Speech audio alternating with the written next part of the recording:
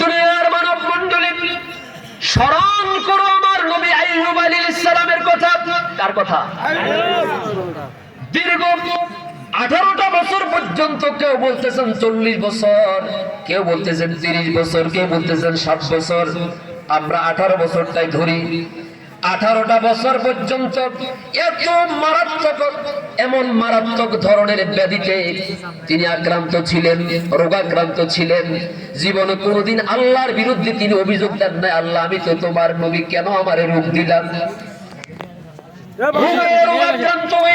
আক্রান্ত হয়ে যখন হযরত আইয়ুব আলাইহিস সালাম আল্লাহর কাছে এইভাবে বললেন, আন্নী মাসসানিয়াদ-দুররু ওয়া আনতা আরহামুর রাহিমিন। আল্লাহর কাছে বলার ঢংটা কেমন দেখেন। আমরা তো আল্লাহর কাছে চাইতে গেলে হাহুচাস করি। ফিরে জুমার দিন হুজুরে নিয়ে দোয়া করাইলাম, দোয়া বোধহয় কাজে লাগে নাই, ঠিক না বলেন? ও অঙ্কার হুজুর দোয়া কাঁদে এই দেখছেন তো ব্যাপার। মানে আমরা তাড়াহুড়া করি, নগদ নগদ চাই, ঠিক না? 3টা পদ্ধতিতে আল্লাহ আমাদের দোয়া কবুল করেন। কয় পদ্ধতি? 3 পদ্ধতি। 1 নাম্বার হচ্ছে, ধরেন আপনি এখন নগদের জন্য দোয়া করতেছেন, দোয়াটা করতেছেন নগদের জন্য, আল্লাহ আমার এই প্রয়োজনটা তুমি মিটাই দাও। তো আল্লাহ এই দোয়াটাকে হয়তো সঙ্গে সঙ্গে মঞ্জুর করেন, যেটার জন্য দোয়া করছেন সেটা আল্লাহ কবুল করেন। 1। 2 নাম্বার হচ্ছে, আপনার সামনে এমন কোনো বড় ধরনের মুসিবত, বড় ধরনের কোনো পরীক্ষা আসতে পারে, তো আপনি এখন দোয়া করছেন, দোয়াটা এখন নগদে কবুল না করি, ওই যে বিপদ আসার সম্ভাবনা আছে, ওই বিপদকে অদৃশ্যভাবে দূর করে দেওয়ার জন্য আল্লাহ জমা করে রাখেন। সুবহানাল্লাহ। 3 নাম্বার, দুনিয়ার মুসিবত তো বড় মুসিবত না, সব থেকে বড় মুসিবত হচ্ছে কিয়ামতের দিন যদি আপনি ধরা পড়ে যান, ঠিক কিনা বলেন? অতএব আল্লাহ এই দুনিয়ার দোয়াটাকে, প্রার্থনাকে জমা করে রাখেন, রিজার্ভ করে রাখেন কিয়ামতের দিনের কঠিন মুসিবত থেকে আল্লাহ আপনাকে উদ্ধার করার জন্য। সুবহানাল্লাহ। তার মানে বোঝা যাচ্ছে যে হুজুর আপনি এতক্ষণ দোয়া বললেন যে আল্লাহরে ডাক দিলে আল্লাহ সাথে সাথে জবাব দেন। কই, আমি তো জীবনে বহু আল্লাহর ডাকছি, বহু মুনাজাত করছি, এটা চাইছি ওইটা চাইছি, আল্লাহ তো আমার দেয় না, আমি তো পাই নাই। আপনি একটা প্রশ্ন করতে পারেন, ঠিক কিনা বলেন? তাহলে আজকে কি বুঝলেন? আপনি দোয়া করেন ঠিকই, আর আল্লাহ আপনার দোয়া কবুল করেন এটাও। তবে আপনার দুনিয়ার বিপদের চাইতে পরকালের বিপদটা অনেক বড়।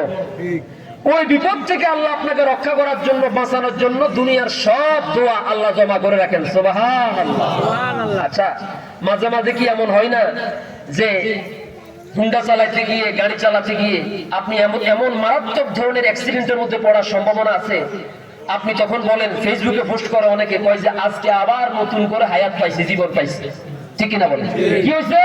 কয় যে একটুর জন্য ট্রাকের নিচে ঢুকে যাইলে, একটুর জন্য আমি বেঁচে গেছি। তার মানে কি, আপনি ওই যে হয়তো কবে কখন দোয়া করছিলেন, আল্লাহ ওই দোয়ার বরকতে আপনাকে এক বড় ধরনের মারাত্মক ধরনের বিপদ থেকে আল্লাহ আপনাকে বাঁচাই দিয়েছেন। যেরকম সুবহানাল্লাহ।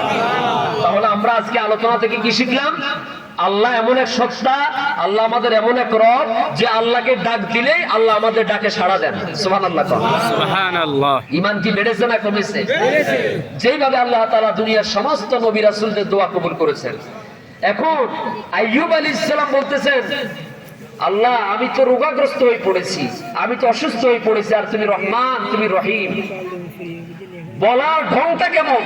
আল্লাহ তাআলা তখন সাথে সাথে বললেন, আল্লাহ রাব্বুল আলামিন তখন সঙ্গে সঙ্গে জবাব দিলেন, ফাস্তাজাবনা লাহু ফাকাশাফনা মা বিহি মিন দুররিন ওয়া আতাইনাহু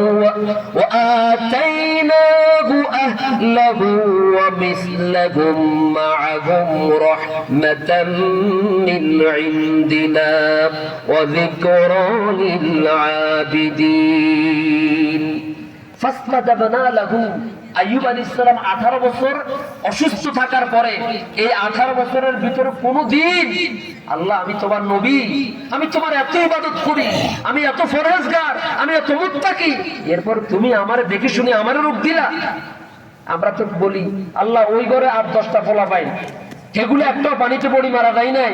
আর আমি আমার ঘরে আল্লাহ 10 বছর পরে একটা পুত্র দিছে, আল্লাহ তুমি এটারে পানি ফেলায় মারিয়ে লাইছো, এটা তোমার হিসাব হইছো? কি বুঝতে পারি যে আমরা এইভাবে বলি না। ওই ঘরে 8-10টা ছেলে মেয়ে আছে, এগুলো ঠিক মতন বেঁচে আছে, ওদের ঘরের পিছনে পুকুর, এগুলো একটাও পানিতে পড়ি মারা যায় না। আর আমার একটা দিছো আল্লাহ, এটারও তুমি নিয়ে গেছো, এটা কি কাম হইছে তোমার? আমরা তো নোয়াখালীরা এইভাবে আল্লাহর বিরুদ্ধে অভিযোগ করি, ঠিক কিনা বলেন? আইয়ুব আলাইহিস সালাম এভাবে বললেন, আইয়ুব আলাইহিস সালাম বললেন আল্লাহ আমি অসুস্থ আর তুমি রহমান, শুধু এতটুকু বলেছেন। আল্লাহ তাআলা বললেন ফাস্তাজাবনা লাহু ফাকাশাফনা, আমি আইয়ুব আলাইহিস সালামের ডাকে সাড়া দিয়েছি, কি বুঝাতে চাইছে সেটাও বুঝছি, আর আমি আল্লাহ তাআলা সাথে সাথে তাকে সুস্থ করে দিয়েছি। যেরকম সুবহানাল্লাহ। আমরা অসুস্থ হলে কার কাছে সুস্থতার জন্য চাইবো? আমরা ঋণগ্রস্ত হলে কার কাছে ঋণ মুক্তির জন্য সাহায্য প্রার্থনা করব? আল্লাহ তুমি আমাদের সবাইকে তোমার প্রিয় ভাজন, আস্থা ভাজন, প্রিয় গোলাম হিসাবে আমাদেরকে কবুল করে নিও বলি আমি। আল্লাহ মৃত্যু পর্যন্ত তোমার কোরআনের প্রতিটি বিধান মোতাবেক আমাদেরকে চলার তৌফিক দিও। আমিন। তোমার রাসূলের আদর্শ মোতাবেক আমাদের জীবন চলার তৌফিক দিও।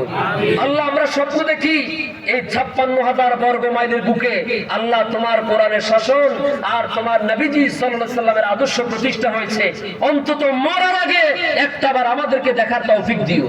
আমিন। هذا ما عندي والعلم عند الله عليه توكلت وإليه أنيب والسلام عليكم ورحمة الله وبركاته.